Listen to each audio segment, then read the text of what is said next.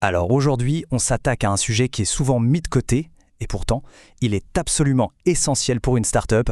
Comment on définit sa voix? C'est un peu la signature de la marque, ce qui lui donne tout son caractère et la rend, inoubliable. C'est parti. On va commencer avec une question qui pose les bases.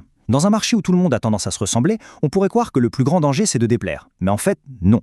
Le vrai risque, le vrai de vrai, c'est de passer complètement inaperçu. Être générique, en somme, c'est un peu comme choisir d'être invisible. Et pour que ça ne reste pas juste une intuition, regardez ce chiffre.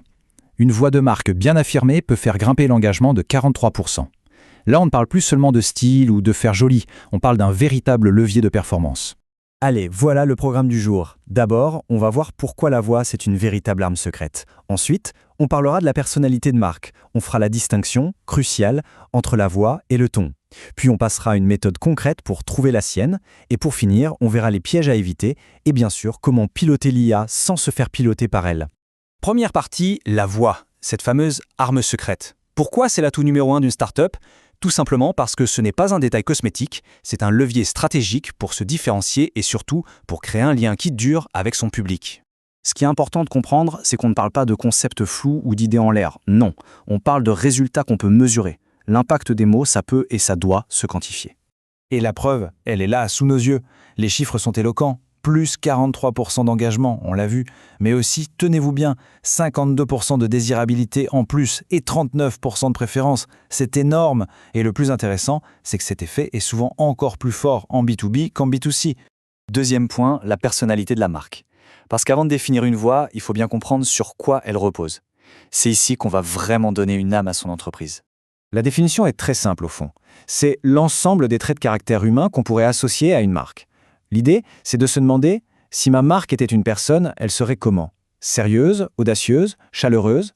C'est en lui donnant ces traits qu'elle devient plus proche, plus mémorable.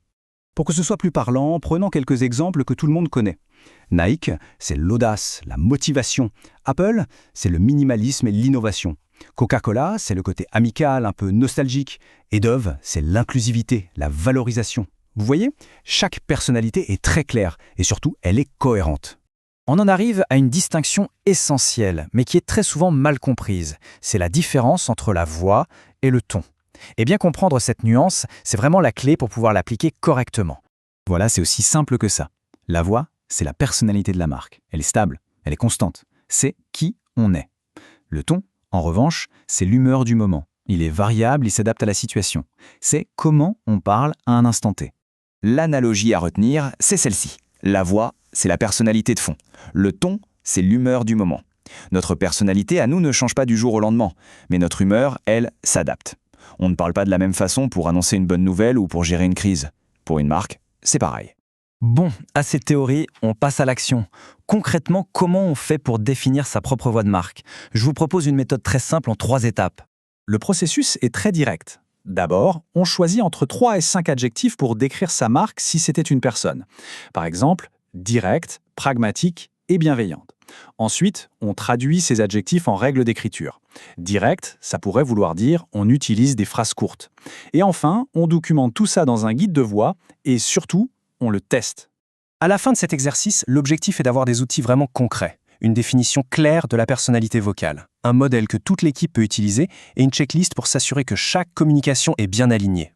5e partie, et elle est importante, les 3 pièges à éviter. Parce que définir une voix, c'est bien, mais la maintenir sur la durée, c'est mieux. Voici les 3 erreurs classiques qui peuvent complètement ruiner votre crédibilité. Le premier piège, c'est d'avoir une voix trop vague. Des mots comme « amical », ça ne suffit pas, il faut être beaucoup plus précis. Le deuxième, c'est de manquer d'authenticité, de vouloir copier une autre marque. Ça sonne toujours faux. Et le troisième, le plus courant, c'est l'incohérence. Être très formel sur son site et super décontracté sur LinkedIn. Le public est perdu, il ne sait plus à qui il parle. Ces 2 exemples illustrent parfaitement ça. À gauche, le gouvernement britannique. C'est direct, clair, informatif. À droite, Dassault Systèmes sur Instagram. C'est humoristique, un peu geek, communautaire.